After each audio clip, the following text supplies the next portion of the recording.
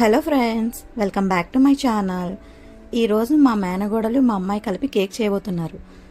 So నేనైతే video shoot చేయడానికి నేను రెడీగా ఉన్నాను. సో ముందుగా అయితే కనుక కోకో పౌడర్ అయితే జల్లిస్తుంది. ఒక కప్కి కొంచెం తగ్గించి వేసిందనమాట. సో అదే కప్పుతో ఇప్పుడు ఆటా పౌడర్ కూడా తీసుకుంటుంది. చూడండి, సేమ్ క్వాంటిటీలోనే కోకో పౌడర్ తీసుకుంది. అలాగే సేమ్ క్వాంటిటీలో ఆటా పౌడర్ కూడా తీసుకొని జల్లిచ్చేస్తుంది అనమాట. ఇలా జల్లించేసి దాంట్లోనే ఒక అర స్పూన్ బేకింగ్ పౌడరు, ఒక అర స్పూన్ సోడా కూడా వేస్తుంది, బేకింగ్ సోడా. ఇలా మొత్తం అన్నీ కూడా జల్లించుకుంటూ ఉండాలి. సో పిల్లలు వంట చేస్తున్నారంటే మనకి ఎంత ఆహ్లాదంగా ఉంటుంది చూడడానికి. అలాగే వాళ్ళు ఎలా ప్రిపేర్ చేస్తారు, వాళ్ళు చేత్తో వండి పెడితే తినడానికి నేనైతే చాలా క్యూరియాసిటీతో ఉన్నాను. మీకు కూడా అలానే అనిపిస్తుందా పిల్లలు చేసేటప్పుడు? నాకైతే కనుక చాలా అంటే చాలా వెయిట్ చేస్తున్నాను అనమాట.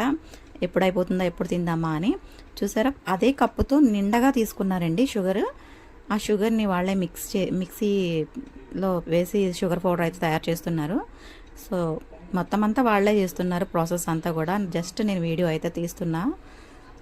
షుగర్ పౌడర్ కూడా ఇలా మిక్స్ చేస్తున్నారు అదే పౌడర్లో. ఇందులో ఒక ఎగ్ అయితే వేస్తున్నారు చితగ్గొట్టి. అబ్బో, పిల్లలకు కూడా గుడ్డు పగలు కొట్టడం కూడా వచ్చేసింది. ఇందులో వాటర్ అయితే వేయకుండా పాలు అయితే వేసి మిక్స్ చేస్తున్నారు.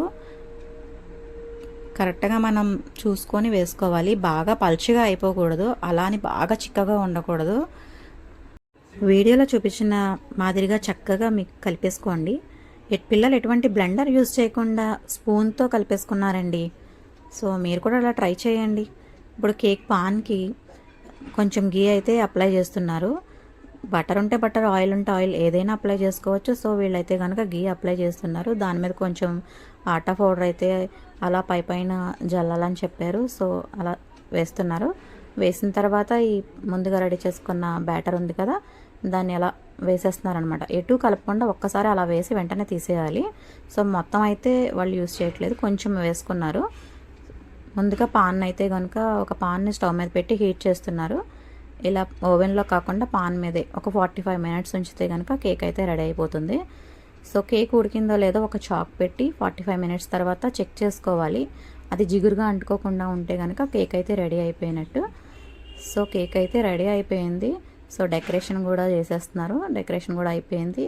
సో ఫ్రెండ్స్, మా కేక్ అయితే ఎలా ఉందో, మా పిల్లలు ఎలా చేశారో చూసి లైక్ చేయండి, షేర్ చేయండి, సబ్స్క్రైబ్ చేయండి, కామెంట్ సెక్షన్లో కామెంట్ చేయండి. మీరు కూడా ట్రై చేసి ఎలా వచ్చిందో మాకు చెప్పండి.